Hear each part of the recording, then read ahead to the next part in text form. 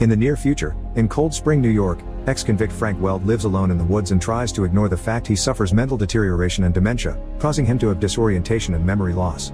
This makes him do things like saying he's been at a restaurant that actually closed 5 years ago, thinking his son is still in college, or trying to rob his own house in the middle of the night. He also lives like a pig that never cleans, and won't even open the curtains to allow sunlight into his home. The one thing he leaves the house for is going to the library, of which he's the only user left because of the decline of print media. This is why it will soon be transformed into a community center. Frank not only likes going there to pick up more books though, he also likes seeing the librarian Jennifer, who he has a crush on. After every library run, he stops by the beauty shop nearby and steals a little something for his collection. One afternoon, he's visited by his son Hunter, who drives there every weekend, cutting the time he spends with his own family for it. He's really worried about his father's condition, which is worse every time he talks to him, and he also wants to spend more time with his own children, but since Frank refuses to go to a nursing home, Hunter has instead brought him a robot program to be a butler and a therapeutic care provider. Frank doesn't want anything to do with it either, even saying his wife won't like it, making Hunter remind him he's been divorced for 30 years and his mom doesn't live there anymore.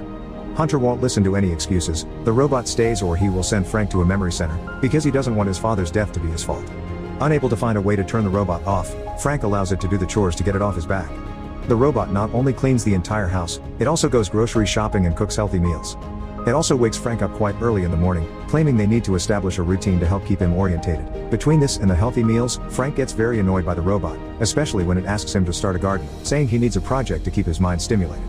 The garden ends up being taken care of by only the robot, but Frank does end up slowly accepting the robot into his life in other ways. It cooks his meals, cuts his hair, keeps his house clean, and simply provides him company. They go for hikes together too, which Frank isn't a big fan of, but the robot quickly learns it can get Frank to do things for the benefit of his health if it says that if he doesn't, it'll call Hunter to take him to the memory center or that it will be sent back to the warehouse and have his memory wiped for failing at saving his life. There's one thing he doesn't let the robot do though, and that's entering the library with him. While it waits outside and gets bothered by children, Frank visits Jennifer, only to find her chatting to a young man called Jake Finn, a rich young developer at the head of the library renovation project that would love to talk more to Frank in the future because he lived through the era where print media was the only option and he finds that fascinating. But for now, he must leave because he's rather busy, and once he's gone, Jennifer shows him the changes they're doing to the library. All the little, random novels will be recycled, but there are a few special editions of classics like Don Quixote that will be taken away for conservation. Jennifer wishes she could keep them for herself. When he leaves the library, Frank finds the robot getting bothered by children, and after sending them away, he tells it that if someone doesn't leave after it asks them to, then it should say self-destruct sequence initialized and start counting down from 10 to scare them off. Next they go to the beauty shop, which Frank calls Harry's, like the restaurant that used to be in its place. He tries to steal a little figurine, but he's forced to leave it behind when the shop lady almost catches him in the act. On their way home however, he finds out the robot has taken the figurine for him. It knows the definition of terms like stealing and shoplifting, but it has no sense of morals, and the law hasn't been programmed into it either. Frank finds himself really liking this side of the robot and decides to teach it how to pick locks, calling it the project that can keep him stimulated instead of the garden. This gives him an idea, and so Frank breaks his own rule and takes the robot into the library with him so it can learn where everything, especially the antique books, is located. They come across Jennifer, who tells them about an incoming fundraiser party and asks Frank to be her plus one, which Frank accepts. Afterward, he and the robot check out the security system outside the library, and Frank finally admits he wants to come at night and steal the old copy of Don Quixote. The robot doesn't think it's a very good idea because respecting Frank's schedule is important to keep him orientated, but Frank convinces it to help him by pointing out how stimulated this new project is keeping him. He hasn't felt this alive in a while. Hunter calls him one evening to scold his father for having complained about the robot to his sister, who is now harassing him to take the robot back.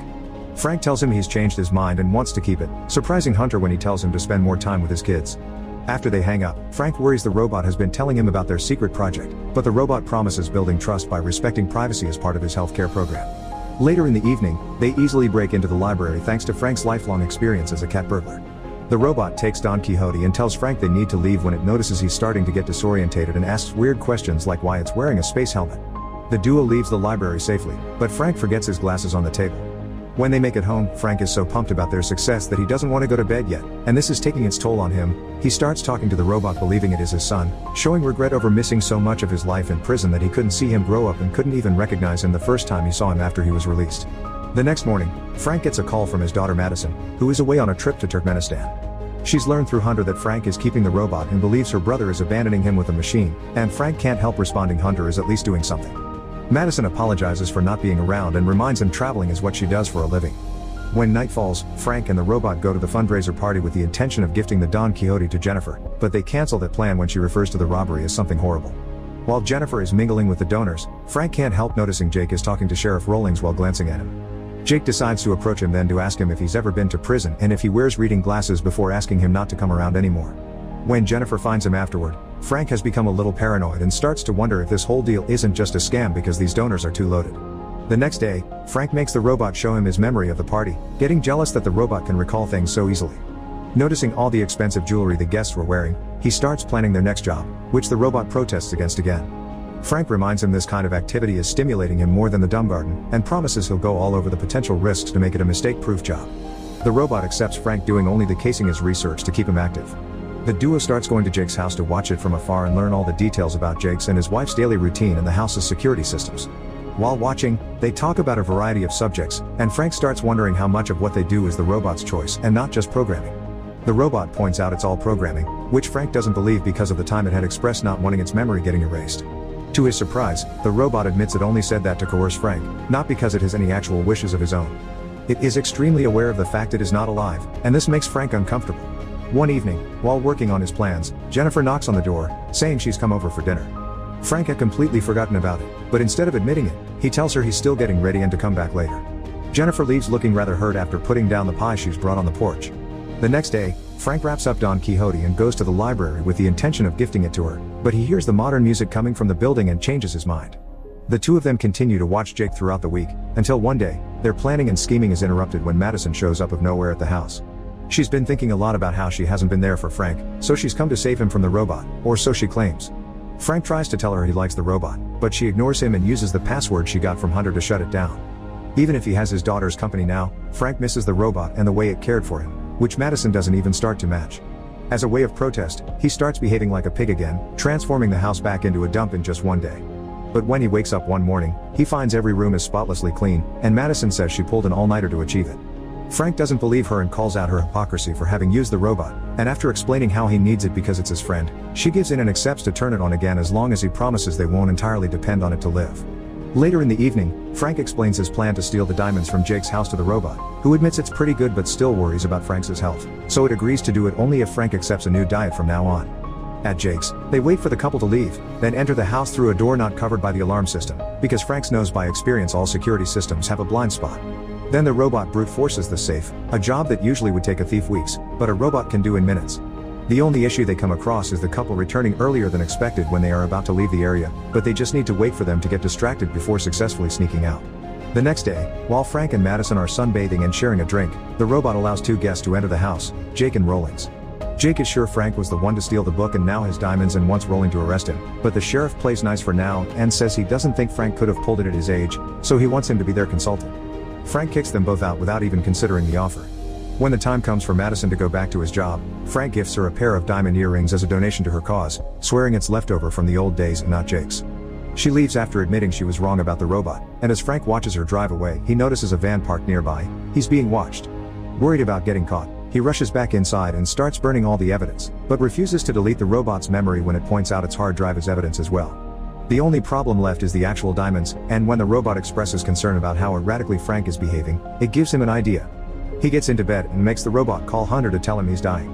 When Hunter comes to visit him, he exaggerates some fake symptoms and gives him a heartfelt speech admitting he's been an absent father and thanking him for all he's done for him.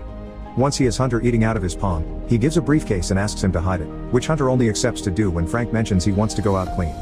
Hunter puts the briefcase in the trunk of his car, but when he's about to leave, he's stopped by Jake, Rawlings, and his men, who open the trunk and reveal the contents of the bag, only to find the trinkets from the beauty shop.